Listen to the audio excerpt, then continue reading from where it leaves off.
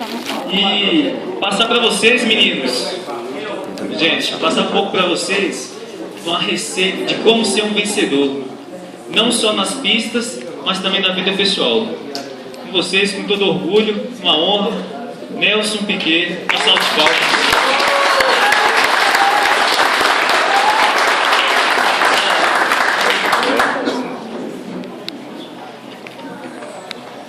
Bom dia a todos. Gente, vou conversar um pouquinho com vocês aqui. Logo quando eu cheguei aqui em Brasília, de volta, né? Eu sempre morei aqui. Eu até fui convidado para fazer uma palestra na faculdade, formando em engenharia. Eu falei, pô, reitor, eu estudei pouco, reitor, não sei se é palestra não. E aí eu fui lá conversar com o pessoal, era para durar meia hora, passando 3 horas e meia conversando. Mas, vamos voltar. Meu nome completo é Nelson Piquet Souto Maior. O Piquet é da minha mãe. Quando eu comecei a correr, era mais ou menos escondido, então eu tinha que usar o nome da minha mãe, não podia usar o nome do meu pai, para ele não descobrir. E tudo começou aqui em Brasília. Eu tinha acabado, eu fiz o high school nos Estados Unidos, nesses intercâmbios, e tinha acabado de chegar aqui com 16 para 17 anos, e a minha preocupação grande era trabalhar em mecânica, porque, para você ver como é que é, na escola nos Estados Unidos tinha uma classe que chamava o Auto Shop, e aí eu comecei a trabalhar com motores, retificar válvula, montar motor e tudo, e me apaixonei por isso.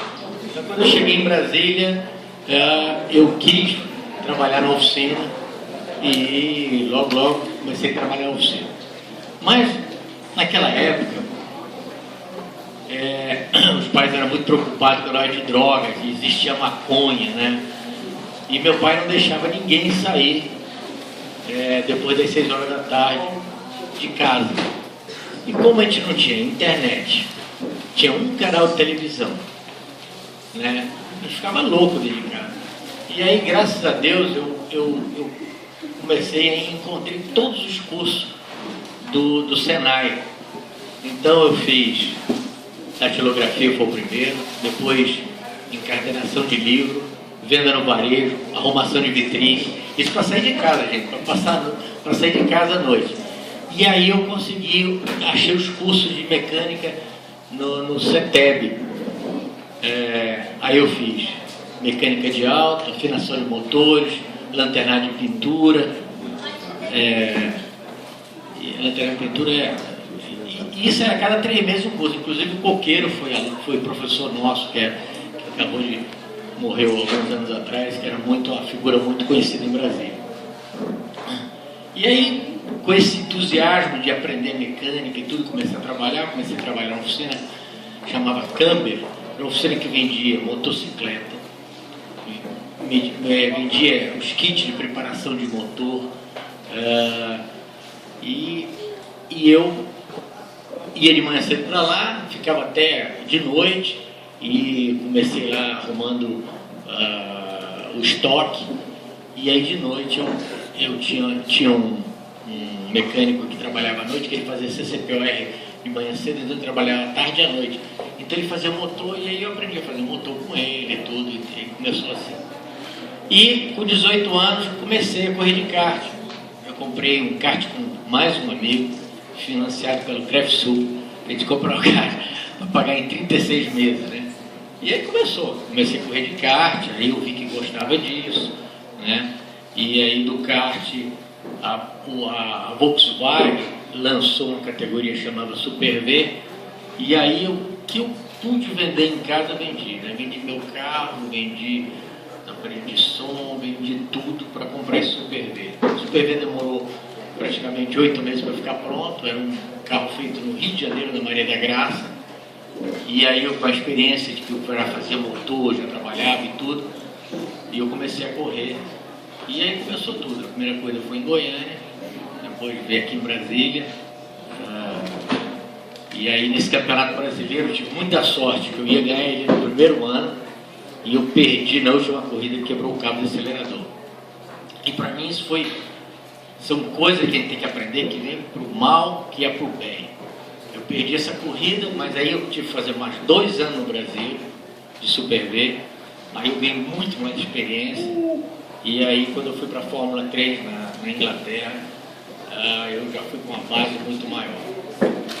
E uma coisa ajuda a outra. Vamos dizer, eu consegui ir para a Inglaterra, porque quando era menino eu jogava muito tênis aqui em Brasília. Eu cheguei sempre até primeira classe. E aí, quando eu estava correndo de Super V em São Paulo, eu fui convidado para passar um fim de semana no Guarujá. E aí eu fui para o Guarujá e fiz uma dupla de tênis com um advogado da Brastemp, da Arno, era um advogado muito importante, e nós demos um torneio.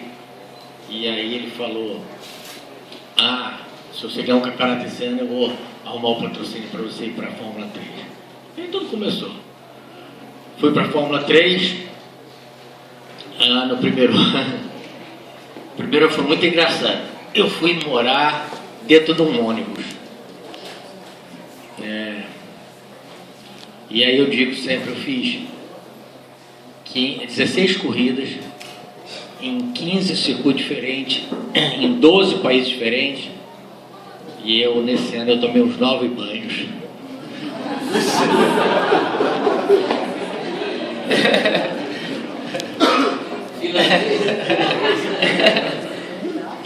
Eu só tomava banho quando eu encontrar na autoestrada. Tinha aquele chuveirinho que mostrava que tinha chuveiro, a gente parava lá, aí eu lavava o macacão, né? Vestia o macacão, lavava o macacão, tirava o macacão e tomava banho.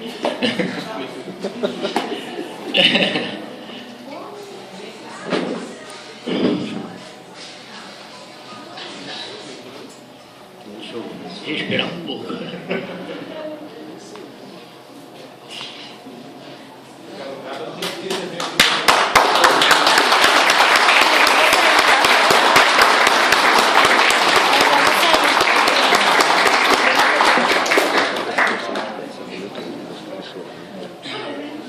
Foi uma fase da minha vida tão boa, eu fico até emocionado.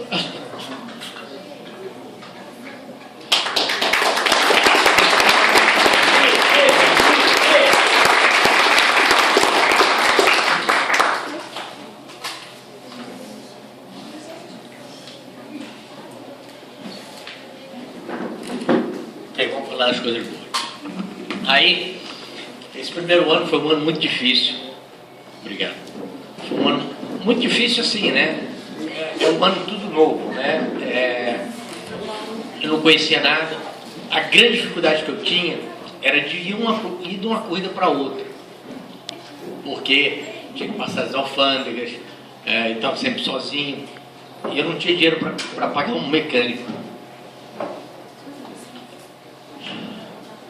Então o que eu fiz? O acordo que eu fiz com ele.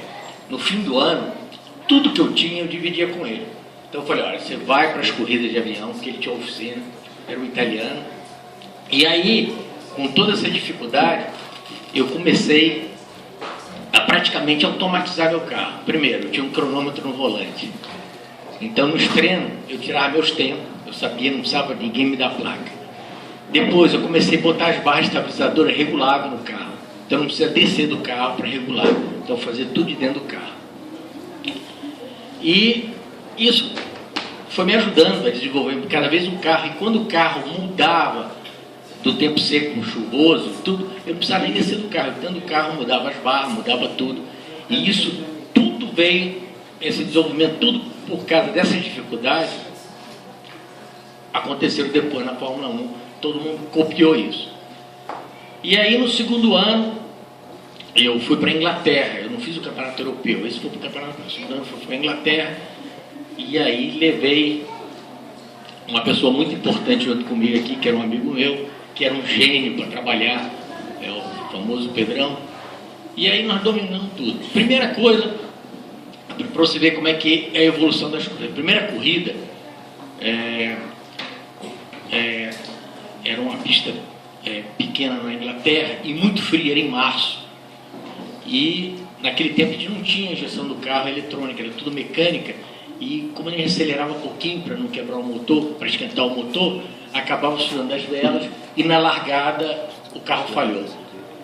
Falhou, acabei perdendo a corrida toda. Cheguei E eu cheguei enfurecido, falei, pô, Pedrão, nós temos que inventar alguma coisa para esquentar esse carro aqui, porque não tem jeito, cara. A gente vem para cá, gasta esse monte de dinheiro, isso, aquilo, nosso tempo, e a gente não consegue nem largar.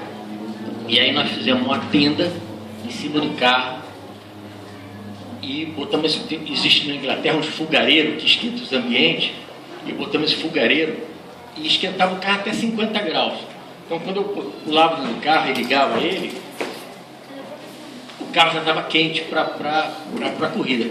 Mas é que nós descobrimos uma coisa muito importante.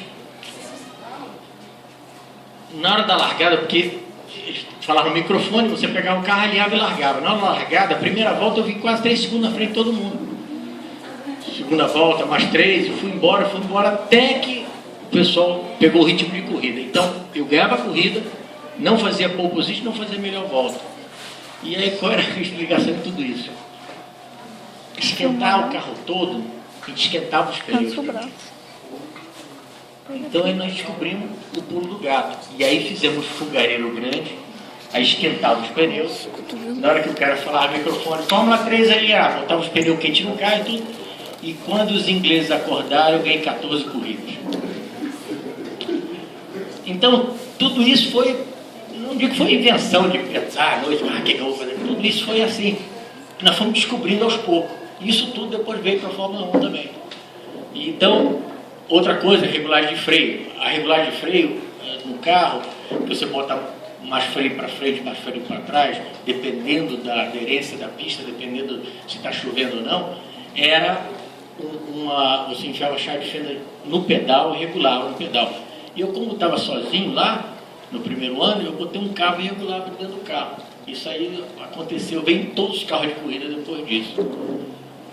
E aí, quando eu ganhei todas essas corridas de Fórmula 3, eu não diria que eu era o melhor piloto, mas meu carro era melhor que todos eles. E meu carro era o único time privado. Era tudo time de fábrica, o time da Haas, o time da March, o Ron Dennis, tinha um time e tudo. E eu ganhei o campeonato lá, eu, Pedrão e outro mecânico brasileiro que eu levei, que chama Radilson. Então, com esse time nós ganhamos. Aí eu fui para a Fórmula 1. E fui para a Fórmula 1 e aconteceu a mesma coisa. Fórmula 1, eu todas as tardes ia para dentro da fábrica e ficava lá fuçando.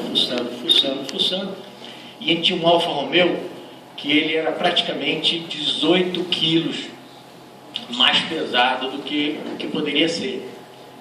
E aí eu como brigava por qualquer coisa de peso, e aí eu, na classificação em Silverstone, eu junto com o meu mecânico, eu tirei a primeira, a segunda, a terceira, só fiquei com quarta, quinta e sexta na classificação.